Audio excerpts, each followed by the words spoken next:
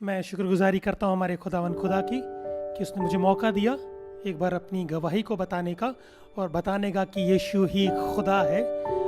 यीशु मसीह को जानने से पहले मेरी ज़िंदगी बहुत बेकार ज़िंदगी थी। एक बदकार ज़िंदगी में गुजार रहा था और लड़ाई झगड़ा सिगरेट शराब हर एक बुरी चीज़ की लत में मैं था।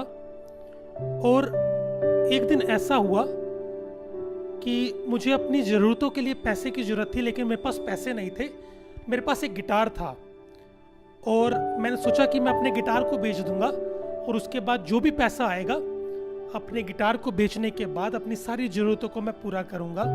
तो अपना गिटार को बेचने के लिए मैं जगह जगह भटका, किसी ने मेरा गिटार लिया नहीं। फाइनली मुझे एक भाई मिला, इस भाई के बारे में मैं बाद में बताऊंगा आपको। एक भाई मिला, इसने कहा वहाँ पे चर्च है, वहाँ चले जाओ, वो लोग आपका गिटार खरीद लेंगे। मैंने कहा ठीक है। तो मैं जब चर्च में पहुँचा तो वहाँ पे एक पास्टर से मैंने मुलाकात करी और मैंने पास्टर से कहा कि मुझे अपना गिटार बेचना है, क्या आप मेरा गिटार खरीदेंगे?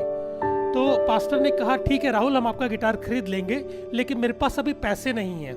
एक काम करो, अपना गिटार यहाँ छोड़ जाओ और संडे को हमारे यहाँ पे एक छोटा सा प्रोग्राम होता है, उस प्रोग्राम को भी देख लेना और अपने पैसे भी ले जाना।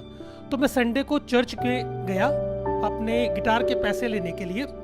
तो वहाँ पे चर्च सर्विस लगी हुई थी और उस चर्च सर्विस के दौरान एक लड़का वहाँ पर आया अपने परिवार के साथ और उस लड़के की मम्मी ने बोला हम जगह जगह गए, मंदिर गए, मस्जिद गए, गुरुद्वारे गए, लेकिन मेरे बेटे का कुछ हुआ नहीं, क्योंकि उस लड़के के अंदर एक दुष्टात्मा थी, एक बदरू थी, ऐसा उसकी मम्मी ने बताया।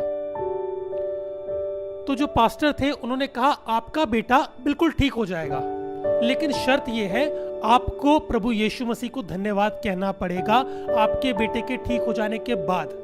मैं वहीं पीछे खड़ा हुआ था और मैं कहता सब बकवास की बात है, कुछ नहीं होता, सब ड्रामेबाजी है, अभी थोड़ी देर में बोल देंगे जादू टोना चला नहीं, आप बाद में आ जाना। तो पास्टर ने बाइबल खोली और बाइबल में से एक आयत निकाली और उसमें से निकाल के पढ़ा, मैं आपके सामने पढ़ना चाहूंगा।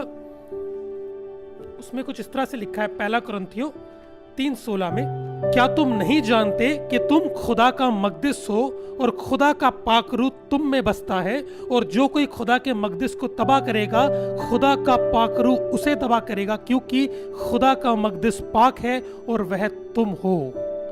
जैसे ये बात बोली वो लड़का जिसके अंदर दुष्टात्मा थी वो कांपने लग गया।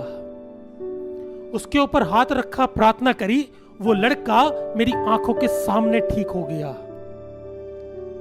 मेरे जहन में 3 सवाल आए। पहला सवाल कि ये किताब, ये बाइबल, ये क्या चीज है? जिसमें से एक आयत पढ़ी और वो लड़का कांपने लग गया।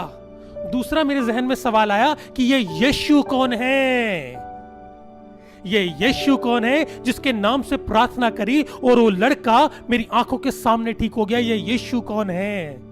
तीसरा सवाल मेरे जहन में आया, वो जो लड़का जब अंदर आया था उसके टी शर्ट पर यहाँ पे एक हिंदू देव बना हुआ था, कोई हिंदू परमेश्वर बना हुआ था। तो मेरे जहन में सवाल आया, अगर ये परमेश्वर है जो इसकी टी शर्ट के ऊपर बना हुआ है तो इसके अंदर दुष्टात्मा क्या कर रही है? इस 3 सवाल ने मुझे परेशान कर दिया। इस 3 सवाल को लेकर के मैंने अपनी रिसर्च करनी शुरू करी, मैंने बाइबल को पढ़ना शुरू किया और मैं बाइबल को पढ़ता चला गया तो मैंने जाना कि बाइबल सच्चे परमेश्वर का वचन और यीशु सच्चा खुदा है जिसने इस पूरी कायनात को बनाया। थोड़े टाइम के बाद मैंने अपने दिल में प्रभु यीशु मसीह को बुलाया, मैंने अपने लिए प्रार्थना कराई। जैसे कि मैंने बताया, मैं सिगरेट और शराब की लत में था।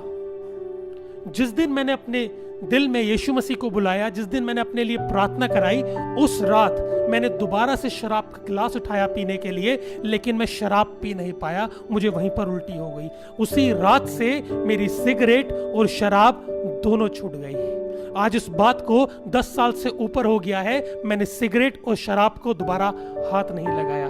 मैंने कहा था कि मैं उस लड़के के बारे में बाद में बताऊंगा, जिस लड़के ने मुझे चर्च का रास्ता दिखाया, जिसने मुझे कहा कि वहां चले जाओ आपका गिटार बिक जाएगा।